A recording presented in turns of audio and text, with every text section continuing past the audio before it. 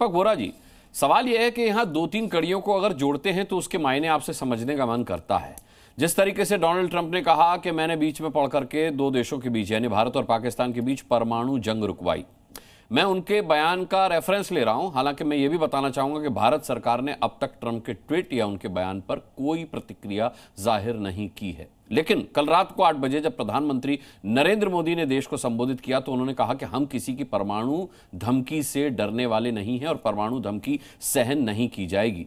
इधर खबर यह भी है कि जिस तरीके से रावलपिंडी के किराना हिल्स पर हमने उसकी जो अड्डा था, जो परमाणु अड्डा था, ब्रह्मोस ने उसको भी डिस्ट्रॉय किया है, वहां पर भी वो टच हुआ है। सवाल यह है कि परमाणु की क्या भूमिका है। पाकिस्तान लगातार परमाणु बम की धमकी भी देता आया है। हमने सुना था मरियम नवाज भी धमकी दे रही थी, उनके रक्षा मंत्री भी समय समय पर धमकी देते आ रहे हैं। ये इस ऑपरेशन सिंदूर में भारत पाकिस्तान कॉन्फ्लिक्ट के बीच में परमाणु बम, परमाणु हमले की आप क्या आशंका देखते हैं और कैसे इसको सम अप करेंगे?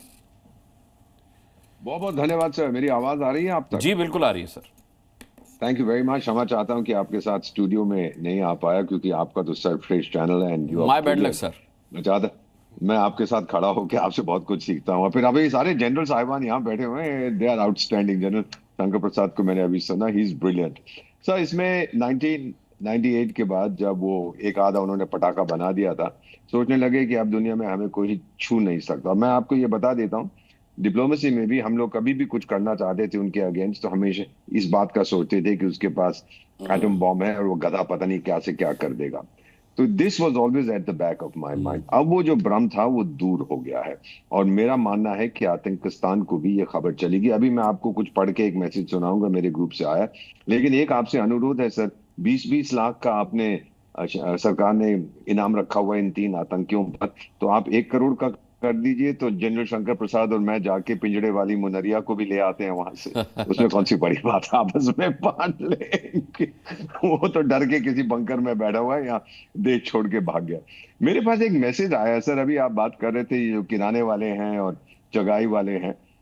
मैसेज मेरे पास है, हमारा एक ग्रुप है उसमें एक इजरायली जनरल साहब, I like your comment. Israeli IDF के एक रिटायर्ड जनरल हैं, अब अमेरिका में रहते हैं। उन्होंने मुझसे एक सवाल पूछा हमारे ग्रुप में।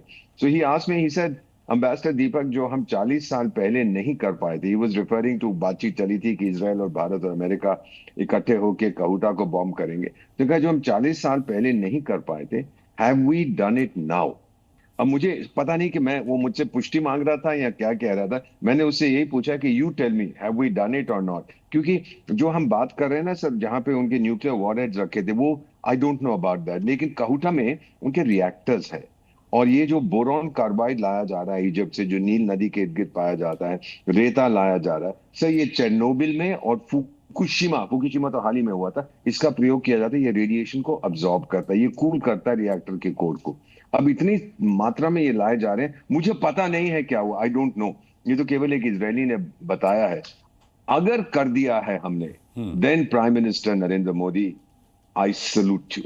मैं आपको 140 करोड़ भारतवासियों की तरफ से सल्यूट करता हूं कि ये जो भ्रम था ना इनका, हमारे पास न्यूक्लियर हथियार है। अब सर आपको पता, आप जो आपने जिक्र किया कि कुछ दिन पहले तक तो सब वो मरियम नवाज और वो बदमाश जो अपने आप को शरीफ कहता है और वो राक्षस मंत्री नहीं, रक्षा मंत्री जो वहां का है, वो सब कहते रहते न्यूक्लियर वेपन।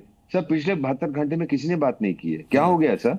उनको लगता है कि कुछ कुछ हो गया है कि हमारी न्यूक्लियर वेपन्स अब खत्म हो गए? आई डोंट नो, ये आने वाले दिनों में पता लगेगा। बट बेसिकली इसका एक, जो पीएम ने कहा है सर, इसका एक अनइंटेंडेड कॉन्सिक्वेंस बता देता हूँ। 3 अफ्रीकी देशों में विशेष सलाहकार हूं, वहां के एक रक्षा मंत्री ने मुझे मैसेज किया था, कहने लगे कि मिस्टर एम्बेसडर, ये ब्रह्मोस क्या चीज है? यानी वो खरीदने में इंटरेस्टेड है। अच्छा। हमने अपनी काबिलियत उनको दिखा दी है। चीन के हथियार कोई नहीं खरीदेगा सर, उसके पटाखे हैं, हमारे तो रियल वेपन्स हैं। लोगों को पता लग जाए, ये एक अनइंटेंडेड कॉन्सिक्वेंस होता है जब आपके हथियार दुनिया में बिकने लगते हैं। 500 बिलियन, $500 ट्रिलियन का व्यापार होता है पूरी दुनिया में वेपन्स का। अब हम लोग भी बहुत तेजी से इस क्षेत्र में आगे बढ़ रहे हैं। फाइनली सर, आपके चैनल पर देख के जब योगी आदित्यनाथ उद्घाटन कर रहे थे ब्रह्मोस की जो इंटीग्रेटेड फैसिलिटी का, तो एक साधु के वेशभूषा में उन्होंने ब्रह्मोस उनके पीछे था हाथ रखा था।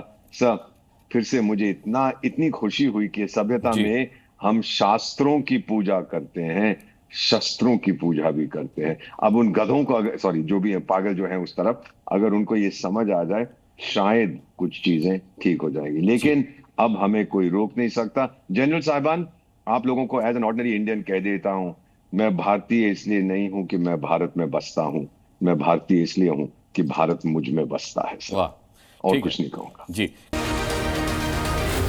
Z News.